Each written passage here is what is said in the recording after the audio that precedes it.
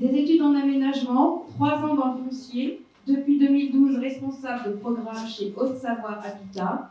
Depuis 2020, il est responsable de la marque La Bonne Échelle, en charge de l'habitat participatif et inclusif. Bienvenue, Johan. Oui, merci et merci au réseau des fondus et à Wood Immobilier de cette initiative et puis de m'avoir sollicité pour présenter à la fois ces concepts qui ont été un peu décrits aussi par Stéphane d'habitat participatif et toutes ces démarches-là. Alors, oui, donc je travaille chez Haute-Savoie Habitat, qui est un bailleur social local implanté sur le département, qui pourrait faire partie du réseau des fondus, puisque c'est un local du 7-4. Donc c'est 20 000 logements locatifs, c'est également des filiales qui travaillent dans l'accession sociale à la propriété et qui a un fort engagement dans le champ de l'économie sociale et solidaire. Et donc La Bonne Échelle, qui initialement donc, était une SARL que j'avais créée, a rejoint, on va dire, Haute-Savoie Habitat pour devenir une marque à part entière du groupe Haute-Savoie Habitat en charge donc, du développement de l'habitat participatif et de l'habitat inclusif. Dans la slide qui est présentée ici, ça synthétise, on ne s'est pas concerté avant, mais disons que ça se rejoint bien, donc ça me va. Quelque part une sorte de dichotomie qu'on peut avoir entre l'offre immobilière conventionnelle et puis les besoins qui se sont fait ressentir et qui ont été décuplés avec la crise sanitaire. Donc on peut avoir parfois des opérations, on va dire, de promotion conventionnelle où on a, et je ne leur jette pas la pierre non plus, on est pris, surtout sur notre territoire, sur des tensions qui sont très fortes sur le foncier. Ça a été décrit par le fait que l'espace au Savoyard est contraint, est précieux, est prisé. Et ce qui fait qu'aujourd'hui, le promoteur qui souhaite faire des grands logements, qui souhaite mettre de la qualité de construction, cet argent qu'il met dans les murs, dans les prestations, dans la surface des grands logements, et ben, il n'en met pas assez sur le foncier et il rate l'opération. Il rate l'opération avec celui qui, du coup, mettra plus cher et ce qu'il mettra dans le foncier, il le met peut-être un peu moins dans la qualité de construction. Je caricature à la machette, mais pour dire que on ne peut pas jeter la pierre à toute la profession dans cette dynamique-là. L'important, c'est d'essayer, on va dire, d'améliorer les choses entre donc cette offre qui est là et qui malgré tout trouve son public parce que les logements se vendent, mais en face on a des besoins qui sont émergents, qui sont insatisfaits par l'offre actuelle, ce qui a été évoqué, la cellule familiale donc, qui est très polymorphe, avec donc on n'a plus forcément 2 parents, 2 enfants, mais la famille éclatée, la famille recomposée, etc. Le télétravail, qui est plus difficile du coup dans un T3 de 58 mètres carrés que dans un vrai logement avec un vrai séjour ou un point de bureau. Le sport qui se développe à la maison, on l'a vu dans les différents. C'était déjà avant le Covid, hein, qu'il y avait des tapis de gym sous le canapé pour faire son yoga ou autre. Le besoin d'extérieur, de jardin, j'y reviens pas. Ce sur quoi je reviens, qui a été en partie évoqué par le député quand même qu'on a eu en visio, c'est la notion de vieillir chez soi aussi, qui est très important. Il y a un grand virage ambulatoire qui est, les politiques publiques vont pousser vers ça, vers le vieillir chez soi, et entre guillemets aussi vers le mourir chez soi, c'est réjouissant, mais qui est un besoin aussi économique derrière ça, et d'accompagner aussi le ménage dans son souhait qui est de pouvoir le faire. Et donc ça rejoint la thématique de l'habitat inclusif qui se rapproche à bien des égards de l'habitat participatif. Il y a donc, se développe à travers cette dichotomie plusieurs réponses de la part de certains ménages, c'est de se dire l'offre de promotion, la vente sur plan telle qu'elle était faite il y a quelques années, parce que ça progresse quand même assez rapidement, ne me convient pas, donc je fais 20 km ou 30 km et je me fais ma maison. Parce que quand je me fais ma maison, je peux décider déjà si elle est en bois, si elle est en béton, je décide du jardin, je décide peut-être de ne pas finir toutes les pièces et je les ferai plus tard, et je maîtrise. Et il y a une autre réponse qui est différente, c'est de dire finalement l'immeuble, l'appartement que je souhaite, la filière actuelle de la vente sur plan ne me le propose pas, dans l'ancien je ne trouve pas non plus, et ben je vais m'organiser pour construire moi-même ce logement avec un groupe de ménages qui vont me rejoindre. Donc ça, c'est, voilà, vous avez compris, toute la thématique de l'habitat participatif, toute la nouvelle, plusieurs décennies déjà, qui a été définie par la loi ALUR en 2014, mais qui n'a pas pour autant permis au concept de se traduire par des opérations, on va dire, exemplaires dans le sens reproductible. C'est-à-dire qu'elles sont souvent le fruit de personnes dans les groupes qui sont déjà de la partie, l'architecte qui est déjà là, ou du professionnel de la construction ou du mobilier qui sont passionnés, font du métier et peuvent le faire. Ce n'est pas quelque chose qui du coup devient reproductible pour les ménages moyens. Et également, on a des interprétations qui font que cet habitat participatif est une grande nébuleuse dans les esprits de beaucoup, entre le journal de 13 heures qui va montrer peut-être l'habitat communautaire en disant il vit très bien, c'est spectaculaire, mais ça ne donne pas forcément envie d'y vivre nous, de partager la salle de bain ou je ne sais quoi. On a une tendance à penser que l'habitat, on fait un lien tout de suite entre l'habitat participatif et l'habitat écologique, alors que ce n'est pas forcément quelque chose qui est évident. Et il y a plusieurs opérations qu'on a visitées avec le CAUE, par exemple en Allemagne, où c'était assez impressionnant de voir, c'était à Tübingen de mémoire, où donc il y a des opérations qui ont été confiées à des habitants, et certains groupes vont plutôt vers cette qualité écologique, d'autres, leur leitmotiv, c'est plutôt le vivre ensemble, et ils vont axer finalement l'investissement plutôt dans les pièces communes, dans l'aide au voisinage, et donc il n'y a pas de caractère systématique. Ce qui est vrai, c'est qu'actuellement c'est risqué, ça risque d'être long à aboutir tant qu'il n'y a pas de filière organisée, il faut se le dire.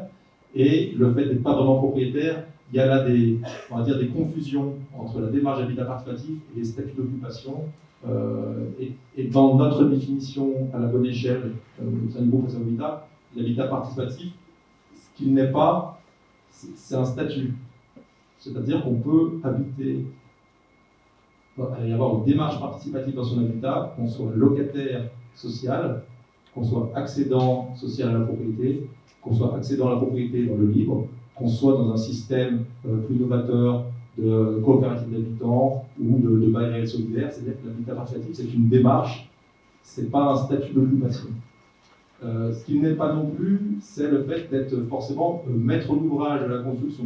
Ça va sans dire, on peut très bien être client d'un habitat participatif, mais c'est simplement qu'on est associé le plus nombreux possible. Donc pour moi, le premier aspect de ce que ce n'est pas, ce que l'habitat participatif pour la bonne échelle, c'est la notion d'économie du partage à l'échelle de l'habitat. C'est de se dire, aujourd'hui, là aussi en caricaturant, quand on achète un appartement, on n'a pas la sensation d'acheter des parties communes.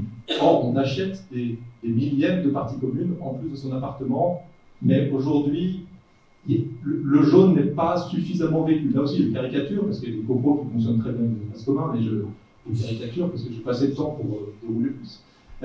Mais un des gros enjeux de l'habitat participatif, c'est de faire vivre ces espaces communs-là, ces services communs-là, pour que si les logements, avec toutes les contraintes qu'on a vues, on ne pourra pas les grandir beaucoup, les logements. C'est une question de prix. Et donc, c'est de se dire, la pièce qui manque pour faire la gym, est-ce qu'on ne peut pas la partager à l'échelle de l'immeuble? Et une fois qu'on a dit ça, c'est de se dire, à quelle échelle est-ce qu'on partage tel et tel équipement, tel et tel service? Il y a des éléments qui vont se partager peut-être entre deux logements voisins, ce qu'a montré Stéphane avec une terrasse extérieure qui est partagée entre deux logements. Il y a des choses qui vont se partager à l'échelle du palier, de la cage d'escalier, d'autres à l'échelle de l'immeuble entier, et pourquoi pas après un urbanisme participatif à l'échelle d'un écoquartier par exemple. Donc c'est les espaces communs, c'est les équipements communs, c'est tout ce qui a le rapport à la mobilité partagée. Et l'autre aspect, c'est la maîtrise d'usage qui a été évoqué, tout ce qui concerne la qualité d'usage, le député en a parlé, Julien en a parlé également. C'est une recherche de Bouygues de travailler, et entre autres, de travailler donc sur remettre l'habitant au centre, redéfinir dans ce monde en mouvement quel est en substance ce qu'il souhaite pour demain, et ce qui a été sans doute un petit peu oublié ou un peu mis de côté par rapport à d'autres enjeux, et qui là revient sur le devant. Et la maîtrise d'usage, c'est pas forcément uniquement la chose, mais c'est aussi la manière. C'est-à-dire que le futur habitant, si on arrive à à lui faire comprendre pourquoi est-ce qu'on ne pourra pas aller au bout de la chose qu'il souhaite. Et il y aura une meilleure acceptabilité que s'il est devant son plan de vente brut et qu'il n'a pas la connaissance. C'est-à-dire qu'on a une meilleure acceptabilité de ce qu'on comprend. Ce qui peut paraître assez évident. Il y a des images qui sont moins belles que celles de Stéphane, je n'ai pas besoin d'en parler d'autres. Voilà. J'accélère un petit peu. Donc les grandes vertus finalement qu'on peut voir au niveau écologique, donc c'est l'économie de ressources. L'économie de ressources a un plus fort impact d'actions qui sont coordonnées, qui sont collectives par rapport à des démarches qui peuvent être plus individuelles en ce qui concerne la mobilité, ce qui concerne la gestion des déchets, la gestion de l'eau, de l'énergie bien sûr. C'est plus économique parce qu'on arrive à se rendre compte qu'on est plutôt dans une intensité d'usage avec certains espaces qui sont optimisés dans le temps, c'est-à-dire qu'on n'a pas vocation à utiliser forcément son lave-linge ou d'autres espaces H24 et que cette économie du partage permet de consommer moins. Et puis sur le plan humain, qui est peut-être l'enjeu le plus important dans le vécu, c'est de pouvoir partager avec ses voisins, de pouvoir se rendre de nouveaux services, ce qui a peut-être disparu pendant les 30-40 dernières années, mais qui avait un lien beaucoup plus fort avant, à la fois dans les cellules de voisinage et en fait dans la famille qui a explosé. La cellule familiale a quand même explosé avec la mobilité professionnelle, ce qui fait que un des enjeux, c'est que notre voisin remplace notre parent qui est plus éloigné pour la garde d'un enfant, pour d'autres services du quotidien. C'est tout cet aspect de bienveillance, d'inclusion, qui ne s'improvise pas forcément, qui peut s'improviser, mais qui ne s'improvise pas forcément, et que là, l'idée, c'est de pouvoir intégrer ces différents futurs ménages au développement du projet, pour que dans le temps du projet, un projet de construction professionnelle, il dure entre 3 et 4 ans, entre le moment où on accorde le foncier et le moment où on remet les clés aux habitants. Ce temps-là peut être en partie utilisé, mis à profit pour que les gens apprennent à se connaître avec des degrés d'engagement divers. Certains ne vont pas réserver leur logement 4 ans à l'avance, mais on peut avoir déjà des démarches participatives sans engagement de la part des futurs actionnaires.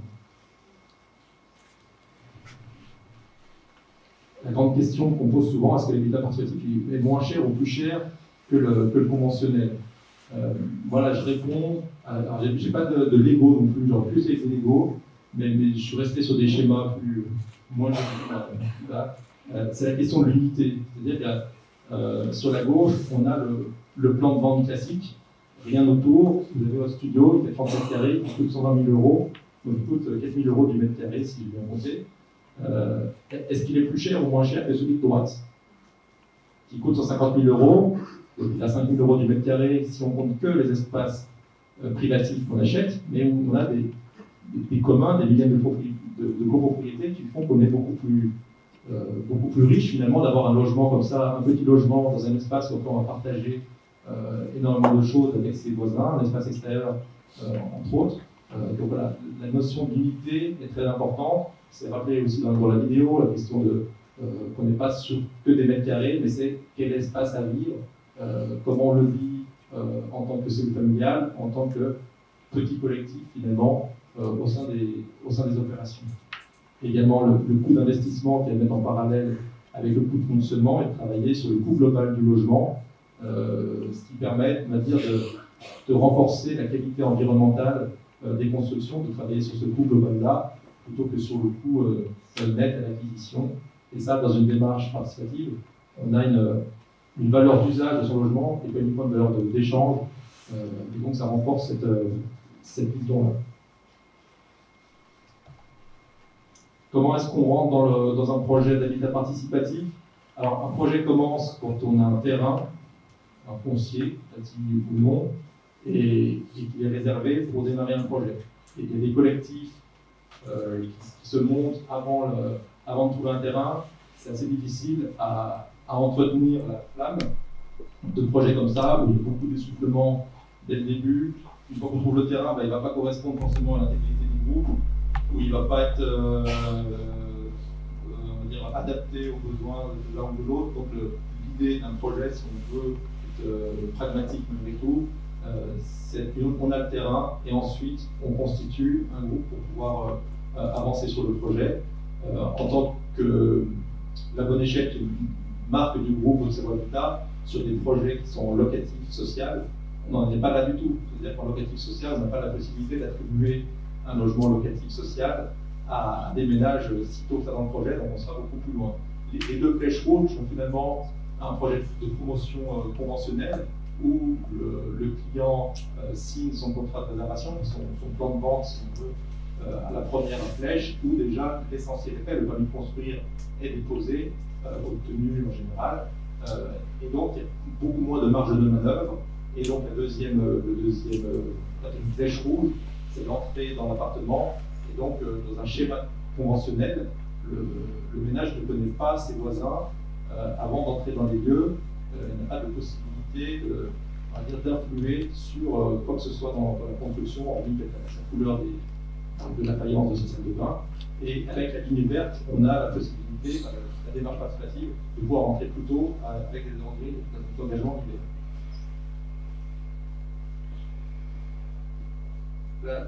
La question qui compte aussi, c'est la question de construire. C'est-à-dire que l'acte de construire, c'est porter des risques.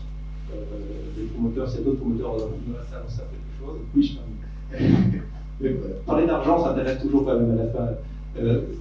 Construire, donc c'est porter des risques. Lorsqu'on construit, le ménage qui construit sa maison individuelle, bon, il faut son permis de construire, il ne sait pas qu'il va l'obtenir, mais il sait qu'il va payer l'architecte. Dans un projet collectif, c'est exactement la même chose, sauf qu'on est plusieurs à le faire lorsqu'on veut le porter seul. Et pour aller très vite, ce qu'on conseille à La Bonne Échelle, c'est de partir sur des démarches participatives, de se regrouper, mais de confier le projet à un professionnel de la construction qui va pouvoir construire pour votre compte et obtenir des garanties nécessaires des constructeurs, connaître toute cette filière-là, qui est un métier à part entière, un métier difficile, qui n'est pas facilité avec les contraintes qu'on a, c'est-à-dire la concurrence entre acteurs, le lien aux collectivités aussi, qui n'ont pas forcément d'un bon œil trop de construction, ça a été évoqué.